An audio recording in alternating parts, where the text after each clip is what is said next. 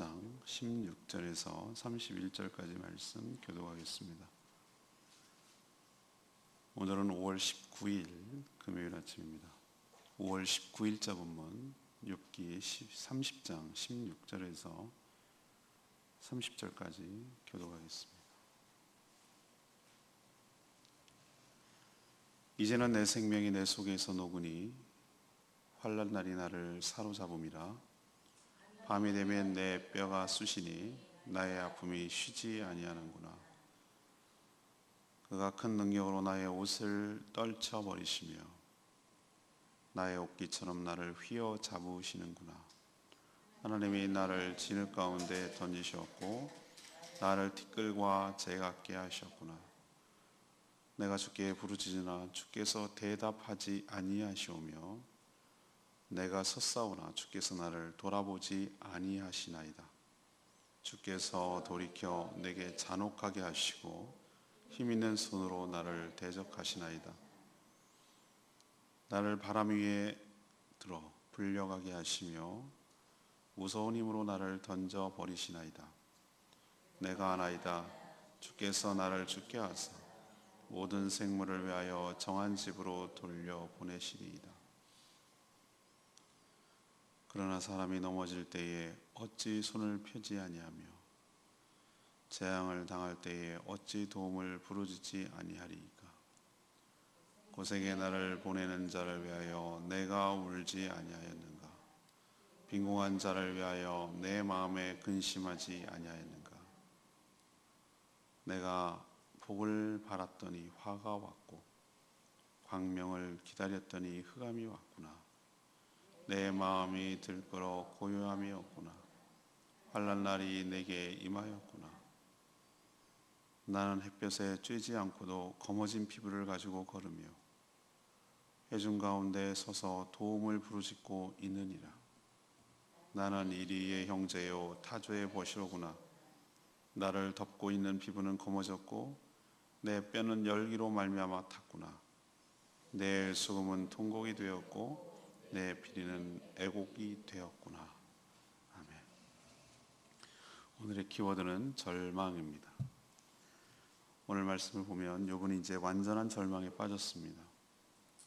자신의 생명이 마치 촛농이 녹듯이 점점 녹아 티끌과 재처럼 변하고 있음을 고백합니다. 하나님께서 자신의 생명을 휘어잡고 있어서 간절히 기도해도 침묵하시며 돌아보지 않는다고 그는 생각합니다. 부르짖어 도움을 청해도 반응이 없습니다. 희망을 기대하며 기다렸는데 더욱더 절망적인 상황이 다가오고 있습니다. 이제는 그는 죽을 일만 남았다라고 고백을 합니다.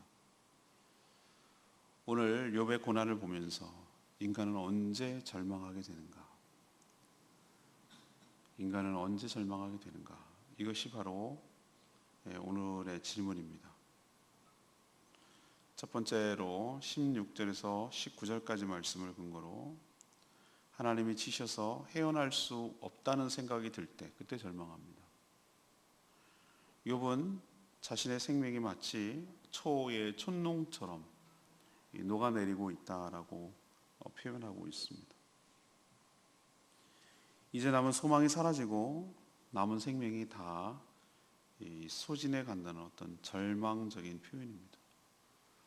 우리로 치면 요즘 뭐로 합니까? 핸드폰 배터리가 점점 19, 87, 이제 1% 남았습니다. 뭐 이런 느낌을 받는 것이죠. 암 환자들이 마지막이 되면 가장 두려운 것이 통증이라고 해요. 통증 관리를 해주는 것이 호스피스에서 마지막 하는 일인데 17절 보면은 밤이 되면 내 뼈가 쑤시니 나의 아픔이 쉬지 아니하는구나. 이게 그가 느끼는 어떤 육체적 통증을 말하는 거겠죠. 사람이 잠을 잘 수가 있어야 좀 안식이 되고 쉬고 회복이 되는데 통증 때문에 잠을 잘 수가 없는, 뼈가 쑤신다라는 말은 그 자극이 계속됨으로 인해서 잠을 잘 수가 없는 그런 고통스러운 나날들이 지금 계속되고 있다는 것을 보여주는 것이죠. 문제는 이런 육체적 고통도 고통이지만 통증도 무섭지만 이 문제, 이 모든 고난이 하나님으로부터 온다라는 느낌이 들기 때문에 이것이 더 절망적인 것이죠. 그게 18절에 나오죠. 그가라고 말하는 여기서 그는 하나님이세요. 큰 능력으로 나의 옷을 떨쳐버리시며 나의 옷깃처럼 나를 휘어잡는, 이렇게 옷깃처럼 휘어잡는다는 것이죠. 하나님이 나를 진흙 가운데 던지셨으니 나를 티끌과 제각기 하셨구나. 그렇게 하는 주체가 하나님이라는 것이죠. 크신 능력으로 자기의 옷을 떨쳐버리고 멱살 잡듯이 자기의 옷깃을 휘어잡는데 누가 당할 재간이 있겠습니까? 하나님이 자신을 진흙 가운데 던져버리니 자신은 이제 티끌과 재처럼 되어가고 있다라고 고백하잖아요. 욥이 절망하는 것은 하나님이 지시니 누구도 막을 자가 없다는 것입니다. 만약에 어떤 못된 인간이 나를 괴롭히거나 악한 원수 사단 마귀가 압박한다면 하나님께 호소라도 하죠. 이렇게 절망하지 않았을 것이에요. 그러나 오히려 하나님께서 자신이 편이 되어주셔서 물리칠 것을 기대할 수 있기 때문에 절망하지 않는데 하나님이 치시고 하나님이 버리신다라고 생각하면 인간은 참 절망이죠. 그러나 하나님이 나와 역설 거꾸로 얘기하면 하나님이 나와 함께 하신다면 하나님이 내 편이 되어주신다면 어떤 상황 속에서도 절망하지 않을 줄로 압니다. 이것이 거꾸로 생각하면 그렇다는 것이죠. 두 번째는 그럼 인간이 언제 절망하는가? 20절에서 25절 보니까 기도에도 침묵하시고 계속 외면당하는 느낌이 들 때 사람이 절망하게 되는 것이죠. 욥이 믿음마저 버리고 막 사는 사람이 아닌 것을 알죠. 끝까지 믿음을 견지했어요. 그런 좋은 신앙인의 표본처럼 20절에 보니까 내가 주께 부르짖었다고 그랬어요. 재앙에 닥칠 때 간절히 부르짖으며 하나님께 기도한 사람이었어요. 기도도 안 하고 이렇게 함부로 말할 수가 없다는 것이죠. 누구보다도 간절히 기도하지 않았습니까? 욥이 기도조차 아니하고 이런 말을 한다면 그는 믿음의 사람이 아닐 거예요. 하지만 문제는 이렇게 간절히 기도해도 하나님께서 아무런 대답, 아무런 응답을 하지 않는다는 겁니다. 이게 절망시킨다는 거죠. 응답조차 아니하시니 하나님의 돌보심은 기대할 수가 없는 것이죠. 욥이 기대한 하나님은 그래 네가 옳았다, 네 말이 맞아, 이렇게 옳다고 인정해 주는 것이 아니었어요. 그렇게 되면 좋겠지만 진짜 그가 바라는 것은 자신도 이해할 수 없는 이 상황을 설명해 주시는 것이었어요. 왜 이러는 것인지에 대해서 이해를 해주는 것이었어요. 차라리 나타나셔서 네가 이러이러한 죄 때문에 그래 라고 책망하시고 심판하시고 그래서 너를 심판하시고 멸망시킨다, 죽이는 거다 라고 말해주면 자기는 이렇게까지 답답하지 않고 달게 받겠다는 거예요. 차라리 화를 내세요.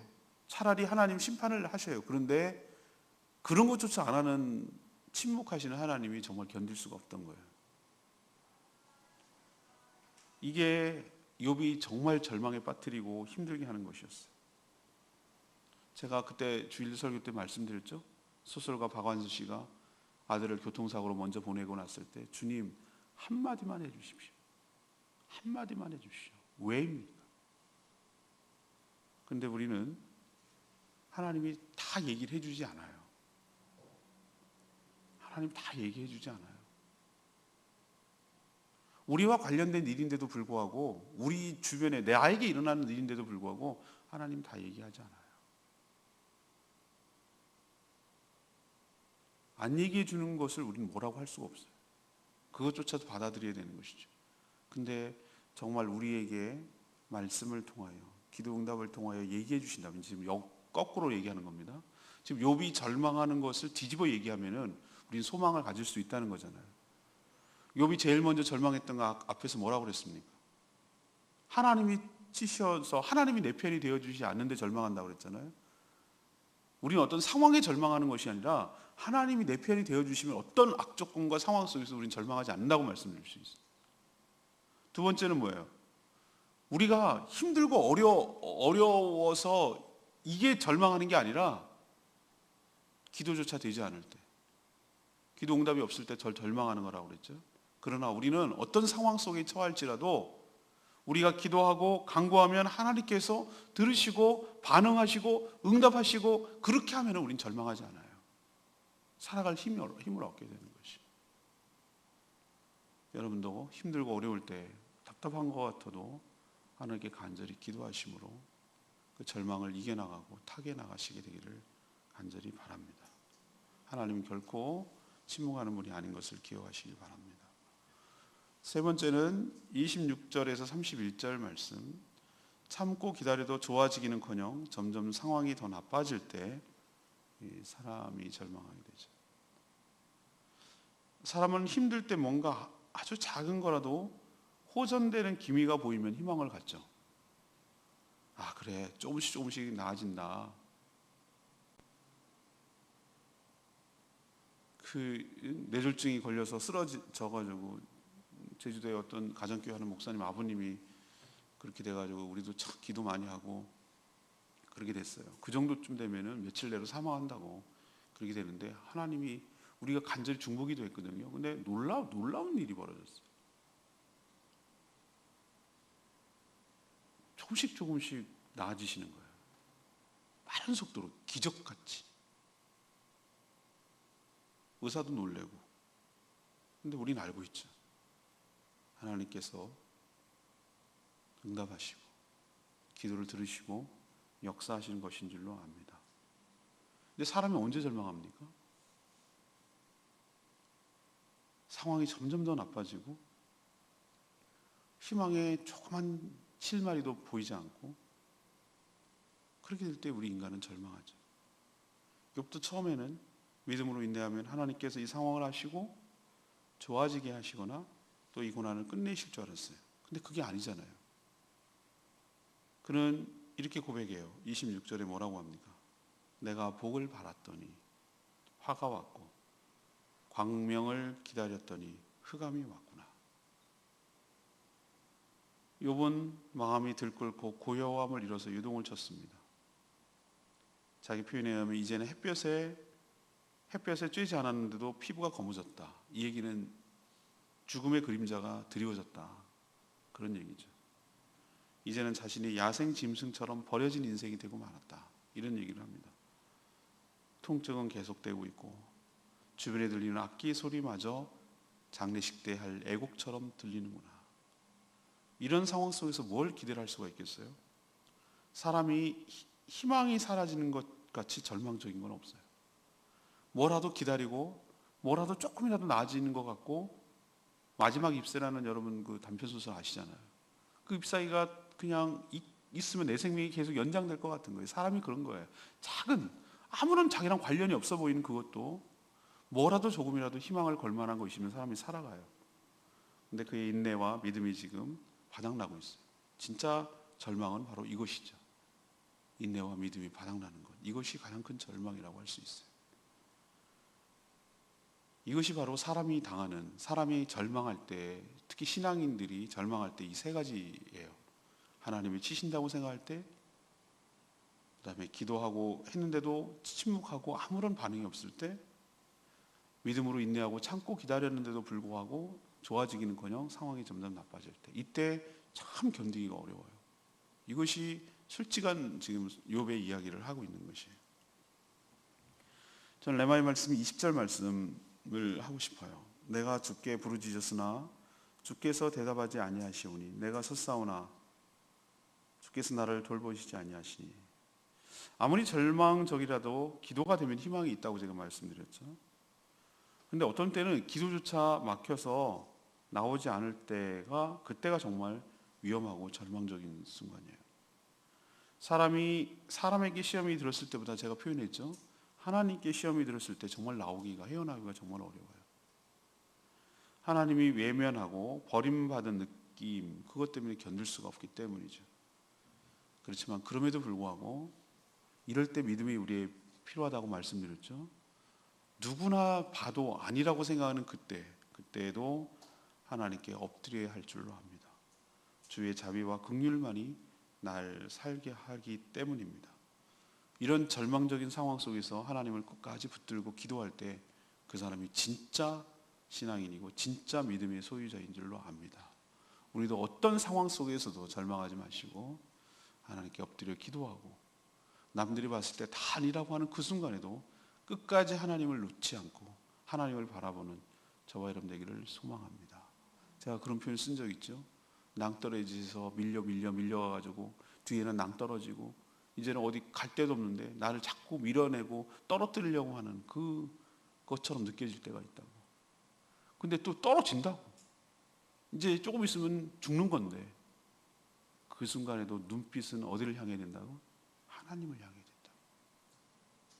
떨어지는 그 순간, 찰나의 그 순간, 짧은 몇 초의 순간에도 끝까지 하나님을 바라보고 하나님을 향해 눈빛을 보내는 그런 삶을 살 때 하나님께서 그의 영혼을 지켜주시며 그를 회복하여 주실 줄로 믿습니다. 어떤 순간에도 하나님을 놓치면 안 돼요. 어떤 악조건 속에서도 하나님을 놓으면 안 돼요. 끝까지 신뢰하고 끝까지 붙들고 끝까지 바라보고 그래서 믿음의 승리를 하는 저와 여러분 되기를 소망합니다. 오늘 말씀 붙들고 기도하기 전에 우리 찬양지 107장 부르고 기도하는 시간 갖겠습니다.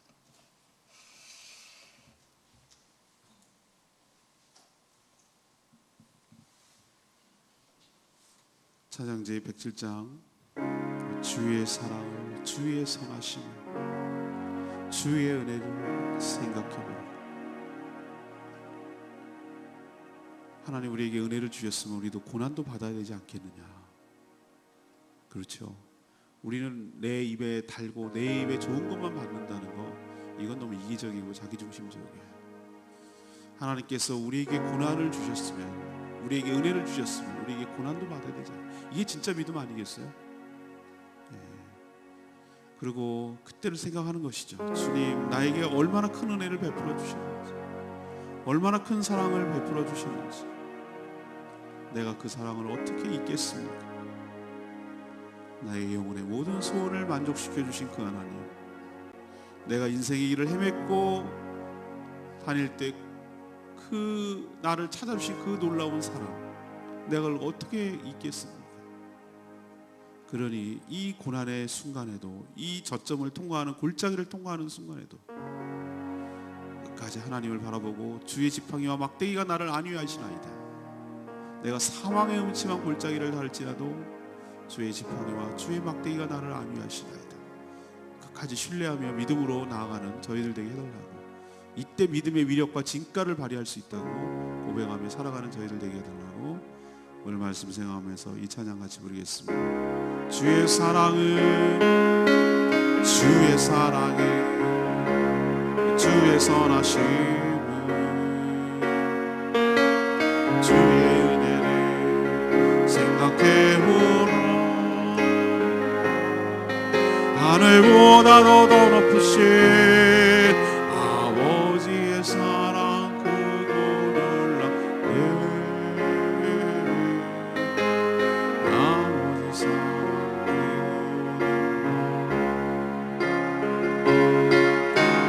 내 오직 그 사랑이지리. 내 어찌 주의 능력 이주리. 내 영혼의 모든 소원 만족시킨 하나님. 주의 사랑이 주의 사랑이 주의 선하심을 주의 은혜를 생각해보라. 하늘보다도 더 높으신 아버지의 사랑 크고 놀랍네. 아버지 사랑 크고 나 길을 잃고 나 길을 잃고 헤맬 때 이 사랑 날 찾아 내셨네. 내 영혼의 모든 소원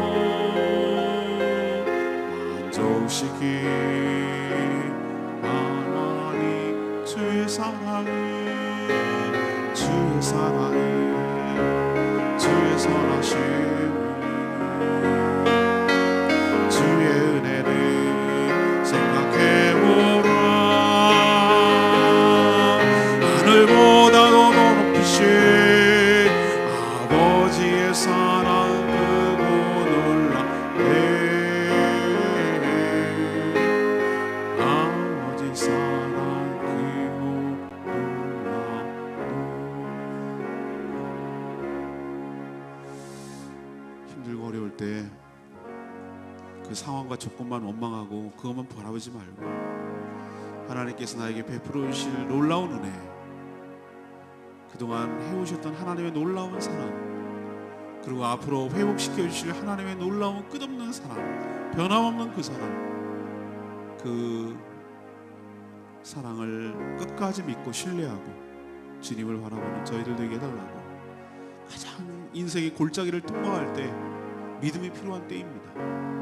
남들이 다 아니라고 할 때, 예수 그리스도를 저주하고 죽으라고 옆에서 얘기할 때, 그 순간에도 하나님이 나와 함께 하시고 침묵하는 것이 아니라 하나님 나를 기다리고 계심을 기억하고 믿음으로 이겨내는 저희들 되게 해달라고. 다 같이 주여 외치며 하나님께 나갑니다. 주여 아버지, 내 어찌 그 사랑이지리, 내 어찌 주의 긍휼이지리, 내 영혼의 모든 소원 만족시키 하나님.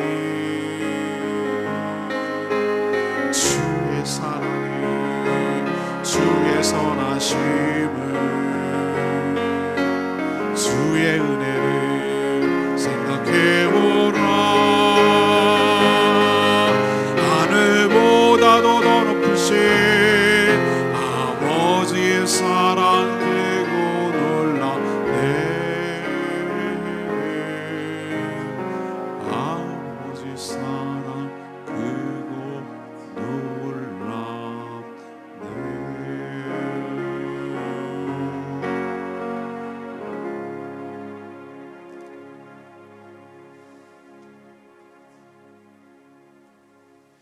하나님, 우리가 욥 정도는 아니더라도 때로는 우리도 참 절망할 때가 많습니다. 다른 분도 아니고 하나님이 치셨다는 느낌을 받을 때 어디 누구에게도 호소할 데가 없습니다. 기도를 하노라고 하는데 아무런 응답이 없을 때 하나님께서 혹시 자신을 버리지 않았나, 막 이런 의심이 물밀듯이 밀려 들어옵니다. 그래도 믿음으로 간신히 버티고 있는데 상황은 좋아지기는커녕 점점 나빠지고 악화될 때 우리의 남은 믿음마저 사라지고 희망마저 사라집니다. 시간이 별로 없습니다. 버틸 힘이 없습니다.